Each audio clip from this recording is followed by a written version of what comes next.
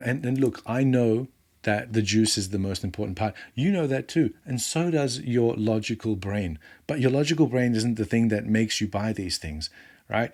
It's your back brain, it's your prehistoric brain. That decision's already been made before you even get to think about it. And then your logical brain, all it does is rationalize what your back brain, the decision your back brain already made. All right, welcome back, everybody. And it's time for another list video. It's time for summer 2025. Now, if you're in the Northern Hemisphere, which you most likely are because most of my demographic are in the Northern Hemisphere, there's more of you than there are here in the Southern Hemisphere. You might be thinking, why is he doing a summer list when we're going into winter? Well, why is he doing a summer list when we're going into winter? Sorry. It's because we're going into summer here. So I'm doing a summer list here, but I'm also getting the jump on everybody else because I live in the future, in that these might actually help you out and give you some headroom or give you some runway into being able to source and find these fragrances at an opportune price. Because I have two lists. One is expensive, the other one is cheaper than the expensives. Because they're not expensive, but they're cheaper because it's a relative thing, right? So these are more expensive. We'll start with these ones first. Great. But being expensive doesn't really mean that they smell better or worse. It's just a matter of taste. And in my opinion, these ones are the ones that I'm going to be rotating through more often than not in the summer of 2025. Well, 2024, 2025. Because here we start summer in December and we end it at the end of February. Let's kick off. Yeah, I've got 12. I've got 12. 12 in this list. Okay, cool. Let's start off with one that you probably don't see very often. This is by DS and the House of DS and Durga. And this fragrance is called, I'll show you. It's called Coriander. Now, I've always wanted a DS and Durga fragrance because I find their fragrances very intriguing and interesting. When the opportunity came up to get Coriander, I blind bought it, and luckily I did because I haven't actually smelled this before. I've smelled a whole bunch of others, like Burning Barbershop. Very, very much like that scent. I just don't think that I would ever wear it. And so this is a very, very good blind buy. Someone else did mention try Grapefruit Generation because that's also in the same vein, or Italian Citrus, that's also in the same vein. However, I do like the aroma of coriander better. So coriander seeds are very nice, very citric and uplifting, and very good in the summertime. There's a lot of nuance in here, I find, as well, and it really does need it to be warm, for your skin to be warm, for it to actually act up and play and show you all of its nuances. Otherwise, it's a little bit muted and it might actually disappear from your sense of smell. That's number one. Moving on to the next one, which is a new one by the House of Kajal. It's called Ican. I think Ican. I don't know how to pronounce it, but it's AICAN. And I don't have a bottle of it, but somebody did make a decant of it for me. And I'm not going to show you a decant bottle. Plus, it's packed away because I'm going away to somewhere warm. And I'm going to be testing it out there. I did test it out once, and even in the cold weather, it did actually perform very, very well. It's very fruity. It gives me almost like an Herba Pura kind of vibe, but without the disgustingness that is Herba Pura. So I do like that one. It's very fruity, sort of passion fruit fragrance, and it'll be a new one for me to try as well. So that's two that don't usually get talked about very much. The next one I want to take on a further test drive this summer is Juice by Commodity. This is the new one that's come out from the House of Commodity. Now they've got this, which is the main juice, and they've also got Juice Plus and the light one, and then the one with violet, which I really like. But I'm going to try out this main one more often. It's a very strawberry, raspberry sort of compote. It's a compote or a jus. and it's got a bit of tartness in there with the fruitiness, and some, I guess, some chemical help. Can I say that? Chemical help? Ambroxan or something like that maybe in here. But it's done quite well in that it is not noticeable, and it's the fruitiness that actually jumps off your skin. A bit more feminine and a bit more youthful than what I'm used to, but I'm still going to give it a fair crack during the summer because I haven't really had a chance to wear it because it's been so bloody cold. So there you go, that's that one, Juice by Commodity. The next one, we go to another one which I haven't actually ever mentioned on this channel, which is an absolute beauty and an absolute doozy. It is from the house of Chanel. It is from their Les Exclusives line. It is called 1957. I got the big eau de parfum here, and it is just a gorgeous thing. Musk and aldehydes with a bit of citrus, and on my skin actually I get a lot more citrus than anything else, but the musks are clean and the aldehydes are sparkling and they're not off-putting because I don't really like aldehydes very much. However, in 1957 they seem to work beautifully on my skin and lasts for a very long time. Some people think that there's longevity issues on this. I haven't had any of those problems with it. Something that probably deserves a lot more mention, that 1957, than it currently does. I think it sits behind, things like Le Lion and the new one, Comet, and Coromandel, and all of those ones and Cuir de Russie that really get all of the acclaim. 1957 sits dormant in the background. However, it doesn't need to. And I really think that it's actually one of their best in the Les Exclusive lineup. Moving on from 1957, or should I say moving backwards from 1957, let's go to 1872 by Clive Christian, which opens up like this. And this is a lovely citrus aromatic, let's call it that, with its lime and its petitgrain and its woods, and oh god, it's just gorgeous. I picked up this bottle because I finished my other 10ml bottle of this, and I really wanted a bigger bottle of this. I got it in a really good deal in a partial, really long lasting as well. Probably not for the super duper hot days, like not for like 40-degree days or something like that, but it's definitely great for a more sort of formal to semi-formal setting in a more warm to hot sort of climate or day. That's Clive Christian. The next one, from 1872. Let's go back a little bit further to 1819, and that is 1819, and that is Rogers Burlington 1819. And this is a perfume that needs probably very little introduction. Everybody loves this. Some people might not, because of the cumin note that is prominent in here, at least to me, because it is not a clean citrus. It's not a clean summertime citrus. It really feels like you've put it on and you've already got sweaty and dried skin. It just feels like, it smells like it's really realistic citrus, and it smells like hot weather in a bottle and sweat, but really, really intriguing in a very classy way. It's done very tastefully. I did smell, what did I smell? I smelled a Louis Vuitton fragrance. I think it was Imagination, right? That was the one that I smelled.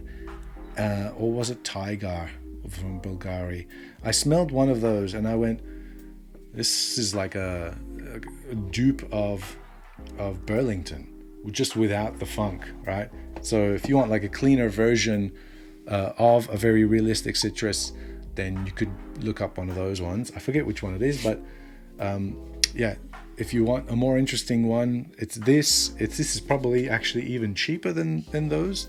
I'm pretty sure that a Roger is cheaper than a Bulgari and a Louis Vuitton. Amazing value. I think the Roger is way more interesting and can be used in way more applications. Probably way less applications. I don't want to kid myself. I wouldn't wear cumin all over the joint, would I? Anyway, moving on from the date range ones, let's go to another house that's not very widely talked about. That is Bortnikov, the perfumer Dmitry Bortnikov. This is his house, and he does pretty good presentation as well. I should show you that. This comes in a box like this, it's lined with purple inside, and the card which shows you the notes. We've got bergamot, lemon, sweet orange, and grapefruit at the top. I'm sold. But the fragrance that I've got in here is Moss Cologne, and this is from the Cologne line, because there's Amber Cologne and other colognes as well that's in this lineup, and I have gone through quite a bit of it already. I did buy this brand new. I ran through the whole Cologne lineup and tested it. This was my favorite one, especially in the dry down. Now, initially when I did get it, the smell of it didn't actually end up smelling like what I remembered testing in the shop. So I put it away, come back to it 6 months later, and it is amazing now. It's absolutely developed in the bottle. Great. I get a lot of that champaka in here. Yeah, champaka is in here as well. Oak Moss Absolute and Oak Moss Resinoid. Great. Love it. Like I said, amazing presentation as well. So that's Moss Cologne by Bortnikov. A lot of his other sort of fragrances kind of have to test. I would always recommend testing his fragrances, especially the oud based ones, which maybe not to everybody's taste, but if you're going for anything in the cologne line that he's got, I think they're all safe blind buys. Very easy to wear in comparison. The Amber Cologne is probably the most popular one, and I can see why, because I had a decant of that and I've worn that a few times as well, but Moss Cologne was my favorite of the bunch. It just sat much nicer on me and to my tastes as well. All right, moving on. What does that say? That says I have to pull up this bottle and show you this, which is Andres Crojato Man. Now, if you don't know who this guy is, this guy goes by the handle of Andres the Perfume Man. And if you think about someone with the popularity of Jeremy Fragrance, but in the Spanish language, that's him. And this is his fragrance. It is an influencer fragrance. This is first offering, Andres Crojato Man. The bottle is absolute garbage for a fragrance that apparently costs 200 euros. And I thought the smell was very, very basic and simple, but I've had it sort of sitting there for over a year now, and I've come back to it and I've worn it a few times. It has really developed quite well in the bottle as well, and the longevity has increased and the complexity has increased somehow as well, and I adore it now. It's absolutely fantastic. Great on a warm day. It's going to be great in the summertime. This is like a go out kind of scent during the day. And yeah, for sure, I think that is a great fragrance, and probably you'll be able to find it. Not many people probably talk about that one because they don't know too much about it, but I think, and a lot of people sort of gave it crap because it was too expensive. And I think a lot of that was due to the presentation. You got to do better on the presentation. Like, look at the Roger, look at the Bortnikov. You know, like in terms of fragrance, that's debatable, but in terms of presentation, there is a big gap. There's a big gap. Even the box, cut corners everywhere. All right, next one is Saffron Cologne, and look, I know that the juice is the most important part. You know that too, and so does your logical brain. But your logical brain isn't the thing that makes you buy these things, right? It's your back brain, it's your prehistoric brain. That decision's already been made before you even get to think about it. And then your logical brain, all it does is rationalize what your back brain, the decision your back brain already made. So don't give me that shit about, oh, I only care about the juice. No, you don't. You don't even know yourself enough to know that. Thank you, and you're welcome. All right, next is one that's always going to be, okay, so next we're getting to the last four, right?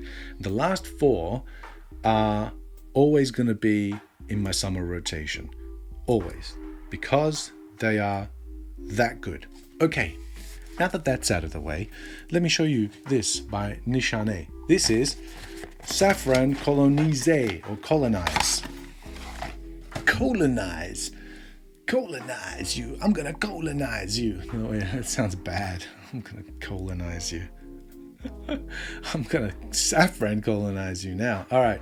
Nishane already has a fragrance called Colonise, and it looks exactly like this, right? But and that's a nice sort of basic sort of citrus cologne kind of fragrance. But what they've done with the saffron one, obviously by the name, they've added saffron to it, which has given it this drier sort of element, and sharper sort of element, which I absolutely think works wonders over the original fragrance, and I prefer it 10 million times better. And I've worn quite a bit of this, and in summertime I just chuck this on. It lasts a long time too. Who would have thought? A leather for the summertime, a citrus leather for the summertime. Yes, and it works really well, and it actually works in cold weather too. It's almost like a year-round thing, but in the heat it really comes alive a little bit more, and I really dig it. Next one of my staples is, of course, it is Aventus Cologne. It will be with me in time and memoriam, because batch variations aside, I don't think this had too many batch variations. People are like trying to pass off the 2019 bottles with the gray plastic cap as being the one that's better. I don't think so. I've smelled that. I had a bottle of that. I sold the bottle of that because they smelled identical to this, which is an F batch fragrance, and it's got a nicer, heftier metallic cap, which is good because I'm paying a crap ton for Creed. And instead of the classic pineapple, this has got mandarin, which I find a lot more comforting. It is great in the summertime, especially in the evening if you put it on after a shower. But for the daytime, it's great as well in the morning. And then I think this is great when you put it on in like the afternoon. In the afternoon heat, the citruses up top really work well. But then the birch that's in here, in the dry down, in the evening when it's hot, works amazingly, because you still get some of that mandarin nuance that comes through. So there you go. Anyone who's complaining about longevity can go get stuffed, because I don't want 24-hour longevity in a searing hot day. What's your problem, buddy? Anyway, next is another Creed. It is Himalaya, my favorite Creed of all time. Of course, this makes me feel so good when I wear it. I try not to go too much towards this, because I don't know about the newer formulation. I don't. This one's from 2015, I think, and it does wonders for me, right? It's got the crap plastic cap, but it's got the juice. The clarity, the crispness, there's cold mountain air in here. I don't know if it's the imagery or it just feels that way. I also love wearing this in crisp, sunny winter days as well. However, the nuances, I think the floral nuances in here play a lot better in the heat when your skin is warmed up. So that is that. And of course, the very last one, which I've mentioned 10 million times, and I'm not going to unbox because it comes in a box, which is in another box, which is in another box, which is a coffret, and it's got a veil, and it's called Renaissance by Xerjoff, which is the best thing that Xerjoff makes, and it's also the best in class of its class. And that is my 12 expensiver fragrances for summer 2025. Stick with me for the next one, because I'm going to do another one that I call cheaper than the expensives, and they're going to be cheaper summer fragrances, which are going to be again in my summer 2025 rotation. So that makes 20 fragrances all up, which is good, because then, you know, what's summer? It's like 120 days, so I get to wear them like each, 6 times or something like that. So that's cool. And as always, keep watching. Watch the next one. And thanks for watching this one. And thanks for watching.